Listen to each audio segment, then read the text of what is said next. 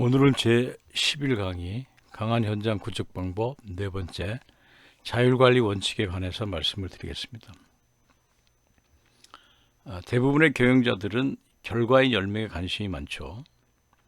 그러나 그 열매는 때가 되어서 맺히는 결과일 뿐이고 평상시에는 줄기가 영양분을 전달받고 뿌리가 영양분을 흡수하는지를 관리하는 것입니다.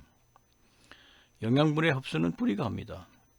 튼튼한 뿌리가 얼마나 멀리 깊게 뻗어서 실뿌리로부터 영양분과 수분을 흡수하는 활동이 이루어지는가 여부에 달려 있습니다.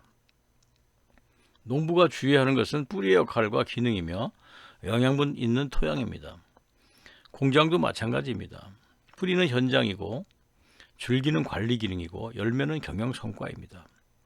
강한 현장이라고 하는 것은 일상 업무 중에서 중단 없이 자양분을 확보하는 활동을 말합니다.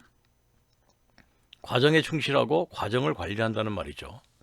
현장이야말로 부가가치를 만드는 보물 농장입니다.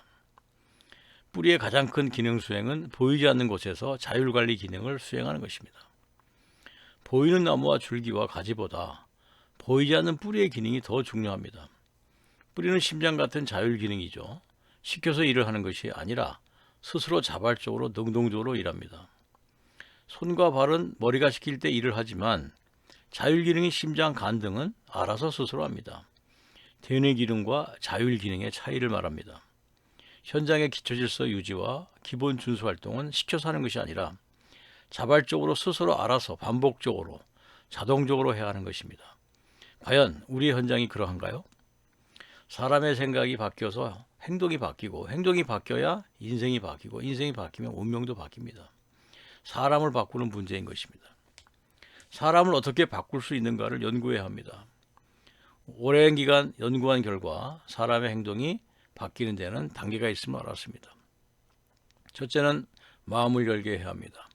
마음의 문을 열고 받아들이도록 해야 합니다. 시대 흐름과 현재 회사의 상황을 정직하게 말하고 협조를 구하는 진심 어린 호소가 필요합니다. 둘째는 이해를 하게 해야 됩니다. 왜 이런 일이 생겼는지, 위기에서 벗어나고 생존의 위협에서 벗어나려면 무엇을 해야 하는지 그 방법을 설명하고 당위성과 필요성을 말해줘야 합니다. 셋째는 공감대를 만들어야 합니다. 실제로 먼저 실행한 기업들의 사례를 소개해주고 앞선 기업들의 행적을 말하고 우리도 같이 가지 못하면 도태되며 이를 위해서 모두의 참여와 협조가 필요함을 느끼게 해야 합니다. 다섯째는 작은 실천을 하도록 해야 합니다. 작은 실천을 통한 성공 체험으로부터 성취감을 느끼게 하고 그 성취감이 지속적으로 실천하도록 하는 동기부여가 되게 해야 합니다. 자율관리는 스스로 알아서 행동하도록 하는 것이므로 강력한 리더십과 탑의 솔선수범과 앞장선 희생이 먼저 돼야 합니다. 톱의 호소와 솔선수범의 크기에 따라서 종업원들의 태도는 달라지는 것이면 무수히 봤습니다. 혁신은 컨설턴트가 하는 것이 아니고 톱이 하는 것입니다. 톱의 간절한 소망을 돕는 것이 컨설팅이죠. 간절함이 없으면 혁신도 없습니다. No pain, no gain이라는 말이 그런 뜻입니다. 탑의 간절함의 크기만큼 혁신이 일어납니다. 너무도 많은 경우를 보았습니다. 혁신은 탑의 간절함의 결과입니다. 적자를 극복하기 위한 열정, 인류로 도약하기 위한 열정, 경쟁력을 만들고자 하는 열정의 크기가 혁신의 크기입니다. 그래서 첫 번째로는 자율관리 체계를 만드는 것은 현장을 블록 단위로 나누는 활동입니다. 지방자치단체를 정치에서 구현하기 위해서 중앙통제 방식에서 지역자치 방식으로 전환하고 지방의 특성에 맞는 자율성장을 하도록 하는 것과 같이 국방, 외교 등 외적인 것은 중앙통제를 하지만 지방의 특성에 맞는 행정은 문화와 역사와 전통은 자율적으로 발전시키도록 지원하는 방식이 옳습니다. 지방마다 문화가 다르듯이 현장도 공정마다 작업 문화가 다릅니다. 기계 가공 공정과 용접 공정의 문화가 다르고 조립 공정과 시험 테스트 공정의 문화가 다릅니다.